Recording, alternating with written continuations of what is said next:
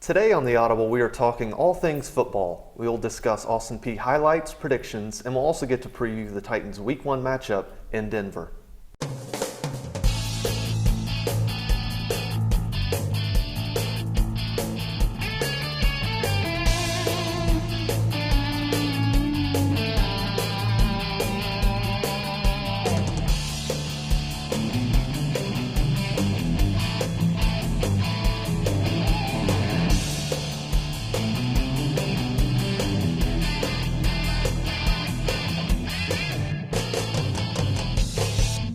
Everybody, and thanks for tuning in to the first episode of The Audible. I'm Isabella Christensen alongside my co-host Patton Cook. We'll jump right in and take a look at our first segment where you will see highlights from Austin Peay versus Central Arkansas.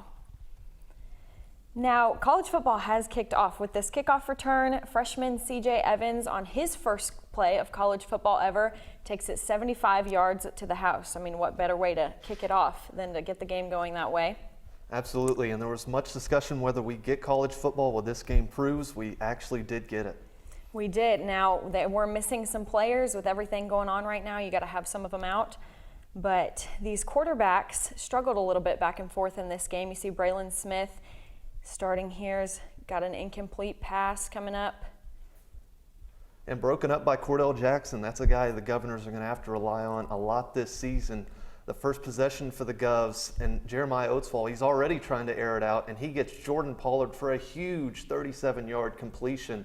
What a start for the young man, missing some wide receivers in this game, and he really came up big for the Governors when they needed him most. They did. The Governors did have a strong start here on this game. Jeremiah Oatsfall, this time in the shotgun, goes with the little play-action pass, and instead of a pass, he's got to make something out of nothing here, and a huge block by one of the wide receivers that ended up being called back for a personal foul. So a gain of 8 that did not count on that play. Next up, we got Jeremiah Oatsfall doing what he does best here. You see him scrambling around trying to make something out of nothing, and he just flicks it up to Benico Harley, who runs from sideline to sideline. What a play from Benico Harley, another wide receiver who had to make big plays for their team. And then Braylon Smith here, he is nearly trying to find a pass here at the end of the first half, looking for someone, has a man, but it's intercepted. Nathan Page with the interception for the Governors, and that takes us in to the halftime. We go into the second half here, start of the third quarter. Another just pass broken up here. Yeah, and Jeremiah Oatsfall, he's got the pass here. As you mentioned, Isabella really struggled in this game to really find a rhythm from the very beginning, but you see there, started to pick some passes late in this game to kind of get a rhythm going to hopefully give his team a chance to win. You see a tackle there from the backfield. Now these Governors, they really did. They came in strong, but both of these quarterbacks, they did just kind of have a little bit of a struggle. You have Jeremiah Oatsfall coming off of not just an off season, but an injury season at that, having to come back and kind of find a momentum to keep going with here. And really the storyline coming into this game was the two quarterbacks, and really the talk between the commentators for most of this game on how they're expecting the big game from each of them. And really both of them, you would say, kind of disappointed to the expectations, but one quarterback ended up finding a way to pull out the win.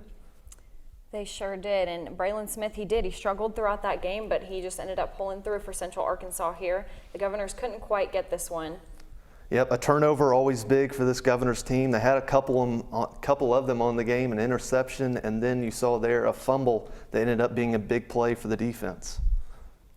It was Jeremiah again, but here's just one of those that just could not get completed for him. Yeah, the offensive line kind of struggled this game, didn't have a lot of their starters for the majority of the practice this week, and you kind of understand this is going to be a makeshift sort of season where preparation is not going to be what it usually is, so they had a real struggle this season. They do, expecting certain players to be playing the game with them, and then so last minute you have some that just can't end up traveling, and then you've got to be able to prepare right off the bat. A guy who was big in this game, Jay Parker, really his first contribution of the game, just kind of flicks it out to him to Jeremiah Oatsfall, and the big guy, Jay Parker, did the rest on that play. And you take a look at the head coach Marcus Lovings for Austin Peay, moving into the fourth quarter, desperately trying to pull out a big-time win in this game. As we get a look here at Braylon Smith and the Ole Miss transfer, Cam Ruffin finds the tight end on this play. Oatsfall Play action pass, airs it deep to who? Jay Parker, that guy again, another big contribution, having a little dance after the play. How can you not dance after that? With Absolutely. how the game was going, you got to get excited at the points that you can. Jay Parker trying to make something again right after this big contribution, couldn't get into the end zone. Oatsfall, can he do it? Dives into the end zone for the touchdown and gives Austin Peay the lead. Now, unfortunately, the Central Arkansas Bears ended up coming back and scoring another touchdown, so Oatsfall and company has to come back and try to win this game late into the game.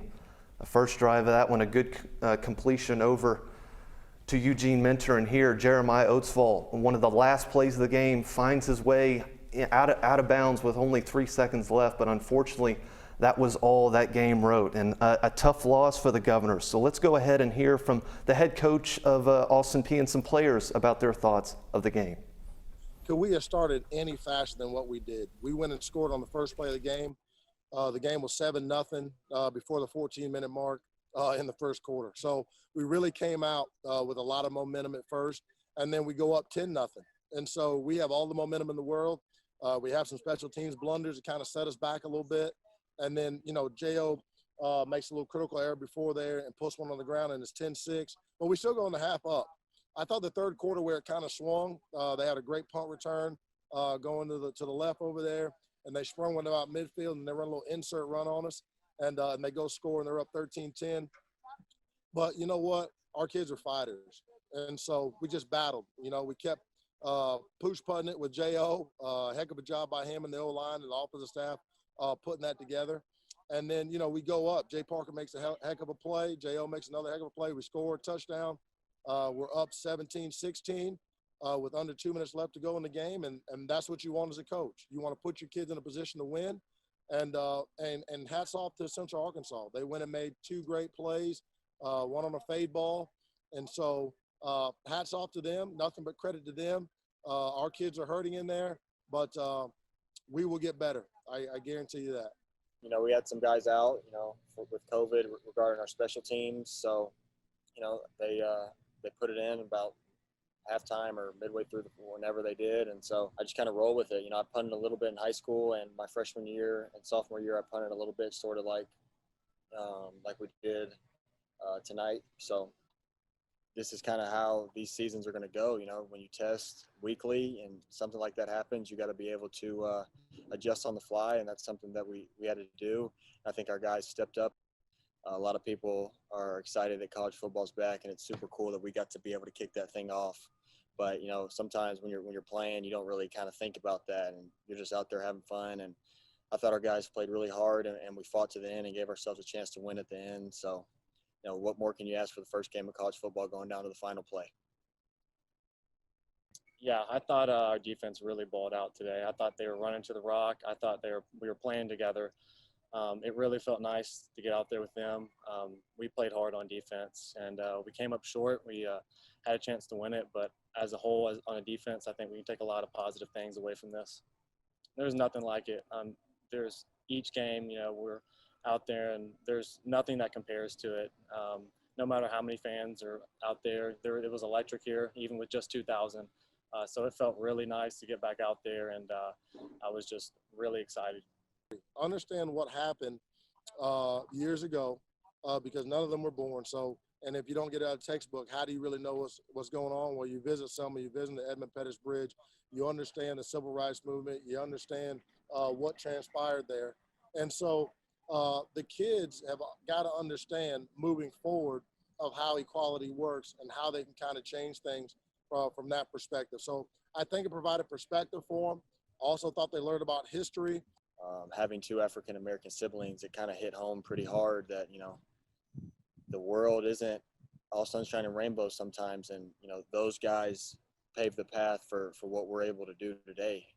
And so just being able to walk that and envision what those guys went through and what those guys did for our country was super surreal. And you can't really explain it to people unless you actually go do it. So I was really stoked that we got to be able to do that and, you know, show that, you know, when you're coming down to a football business trip, that sometimes you got to, you know, go out the way and do some stuff because it's more than a game. And especially with, you know, what we have going on right now in our country, that was a really good thing for us to do to show, unity throughout our football team. When we come back, you will get an in-depth preview of the Governors' upcoming game against Pittsburgh. You're watching The Audible here on APSU-TV.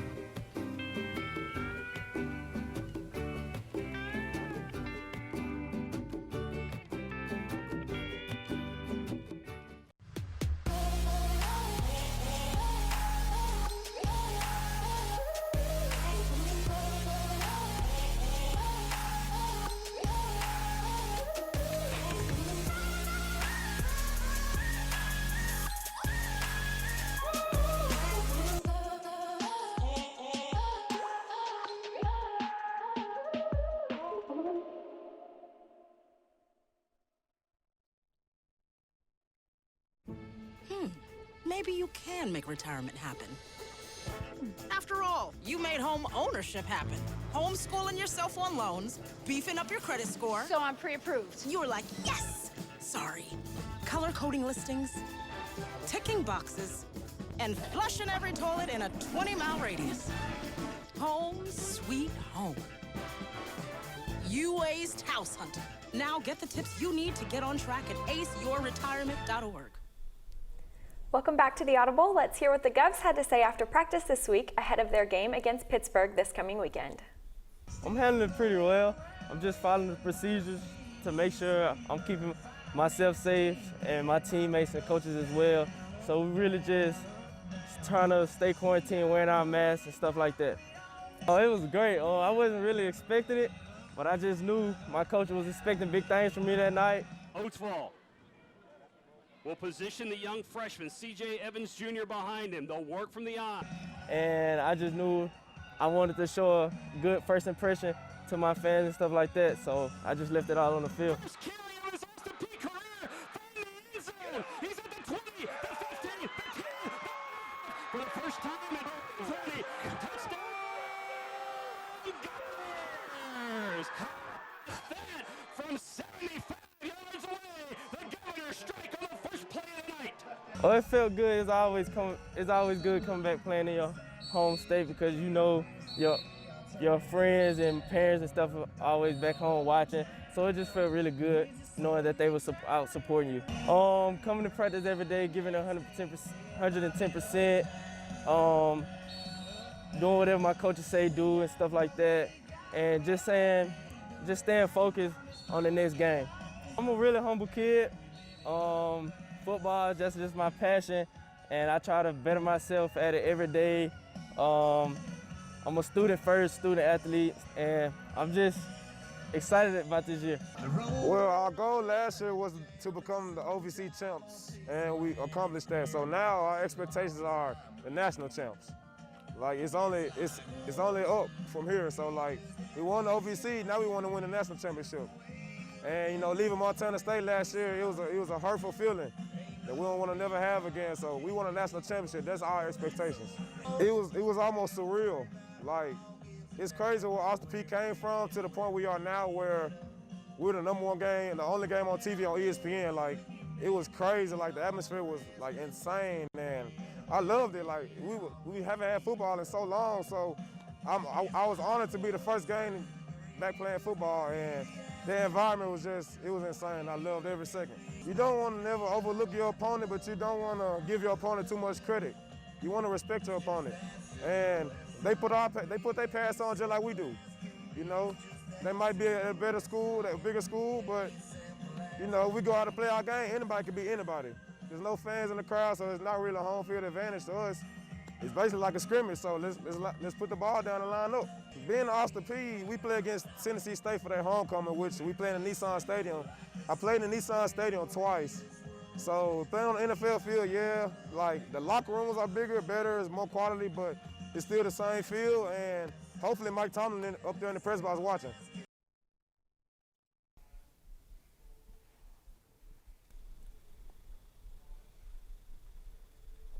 Now that we heard from some of the players, let's tune in to what the two head coaches from Austin Peay and Pittsburgh had to say about their upcoming matchup this weekend.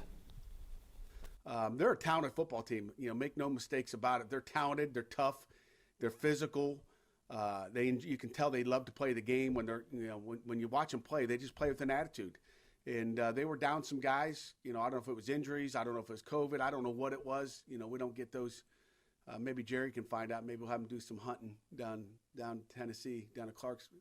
But you know, it's they got a talented team. The D'Angelo Wilson kid, that an All-American wideout, did not play. Obviously they didn't have a long snapper play in that game, so they struggled in their punt game, and which probably cost them the game.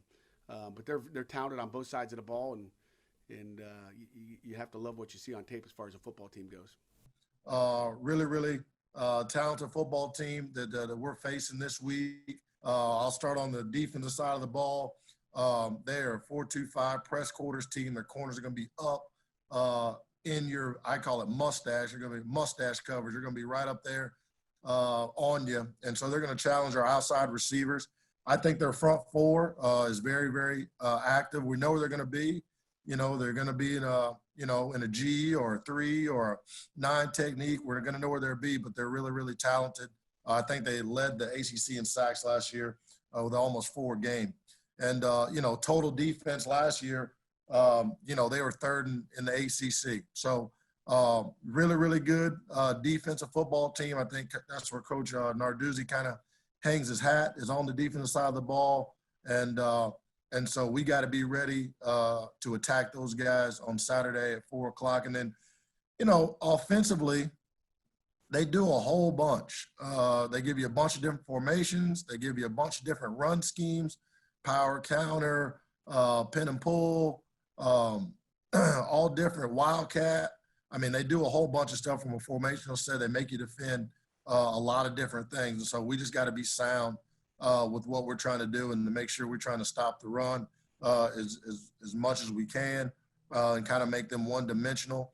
But, offensively, like I said, Kenny Pickett is back for them, their quarterback, and so we'll have our work cut out for us on that side of the ball as well. And I think their special teams is really, really sound. I think they do a good job with guys flying on kickoff. They have a little unique punt scheme, kind of like more of a pro punt instead of a spread punt. And, they kind of have a little waterfall scheme and all that good stuff for their kickoff unit. But really sound football team, really good football team, a team that went to a bowl game last year and won their bowl game. So we are ready to see where the chips fall, where they may this week, and ready to get after them. The coaches, let's look into some players to keep an eye on for the matchup this weekend and how we think it'll go. You've got 2 strong teams. You have Austin Peay coming off of a conference championship, and then you've got Pittsburgh, who is strong in their conference on their own. So, I mean, some players to look out for. You have Jeremiah Oatsfall, the quarterback for Austin Peay. I think he's just going to have to really step up this game and really find his momentum to take on a team like this one. Absolutely. And at the end of the day, when you're coming off an injury like he is, just live reps is really the only thing that you can get back to your winning ways. Because let's be real here. Jeremiah Oatsfall is a winning quarterback. He's done it pretty much everywhere he's gone. And specifically that freshman year, that freshman campaign he had, he was freshman of the year in the OVC. So there's talent there. I just think he needs to kind of get some live reps to go his way. And defensively for Austin Peay, I'm looking at Isaiah Norman. This is a guy who had a lot of recognition coming off that primetime game, so I'm sure he's going to want to impress on another big stage up this week. He is a strong player. He's just really on fire for what he does. As you saw in the interview earlier, he's just excited and he wants to win. That's all he wants. Yeah, there's not a cool bone in his body. He's fire all the way through, and he's a fun guy to talk to, whatever you're talking about. Now for Pittsburgh, this is a team, like you mentioned, there's a strong team in the ACC, and their quarterback, Kenny Pickett, the yards aren't really the problem for him. It's really been the interceptions. He's got a 13 touchdown to 9 interception ratio that he had last season. So for me, I think he's want to get off to a good start because this is their first game of the year. It is, and for him, I mean, over 3,000 passing yards last year, and he's just got to find his momentum as well. And Austin Peay's had a chance with that first live game. They've got the feel. Hopefully they can pull through in this one, but Pittsburgh, this is it. This is the first one coming off of such a long offseason. Undoubtedly, there's going to be some mistakes, and I'm sure the head coach for Pittsburgh has told his players that. I expect mistakes, but he doesn't want an abundance of mistakes. So that'll be interesting to see. And then for the defensive side we've picked for Pittsburgh, it's going to be Paris Ford, and this is a guy who, when you're watching film highlights of him, I mean, you're just gravitating towards him because he plays with such passion, like Isaiah Norman, and he's not getting the recognition that Isaiah's getting. He's getting first round and second round NFL draft status, so he's got a lot of pressure this season to kind of stay healthy and improve what he did last year because he had an awesome year last year. He did. He led his team in tackles and interceptions, so I think he's just another strong guy that Austin Peay is really going to have to keep an eye on. Now I think that we both are assuming Pittsburgh to come out with the win on this one. Yeah, we're not breaking any news here today. We're predicting Pittsburgh. For me, I've got Pittsburgh winning this one 38-7, just because the talent they've got, it's going to be a problem for Austin Peay, I think. I do. I think so. Austin Peay, they've just got to find that momentum, and when they do, they'll be a strong team, and they could be a strong team and put up a fight against Pittsburgh, but that's what they're going to have to do. Yep. Well, coming up after the break, we're going to go ahead and dive into some Titans football and discuss their upcoming matchup against the Denver Broncos on Monday Night Football. You're watching The Audible on APSU-TV.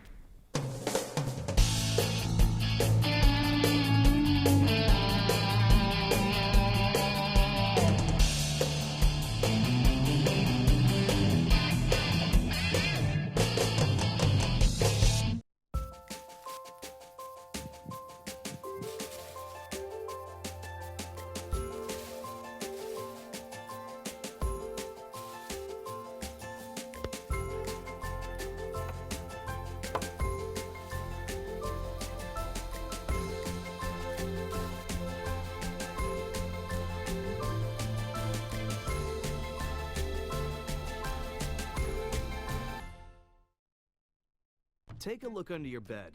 Find stuff under there? What about jobs? No? Now try your closet.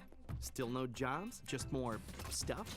Well, you really have both. See, stuff is defined as household articles considered as a group. Sometimes this stuff is no longer needed. Wait, no longer needed? That can't be right. Because remember those jobs you were looking for? Those are really needed. And they're the stuff inside your stuff. Our job is to unlock those jobs. And it starts when you donate your stuff to your local Goodwill. Here's how we do it. When you donate to Goodwill, we sell your stuff to provide job training for people right here in your community. So just by teaming up with Goodwill, you help create jobs. And isn't that worth parting with the leftover keytar from your 80s cover band? Goodwill. Donate stuff, create jobs.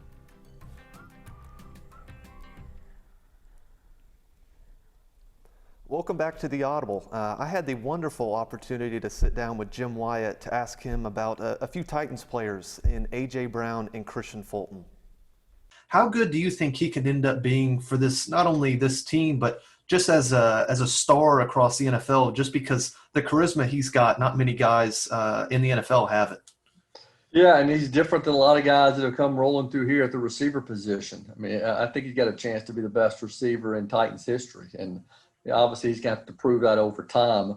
Derek Mason had a heck of a run here, and there have been some other guys who have had, some success. But A.J. Brown, just how physical he is and how skillful he is. I mean, he can run, he can catch, he can break tackles. He's got, breakaway speed.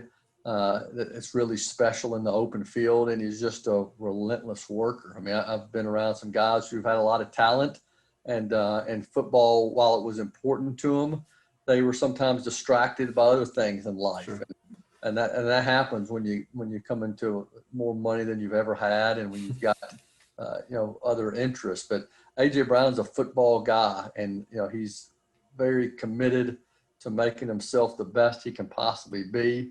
I think he does have potential to be not only a star for the Titans, but be one of these guys around the league, like a Julio Jones or a Michael Thomas or one of these players that everybody's talking about, because I think he's that good. For him to have 1,000 yards and to do some of the things he did as a rookie, I think just kind of tells you what could be coming.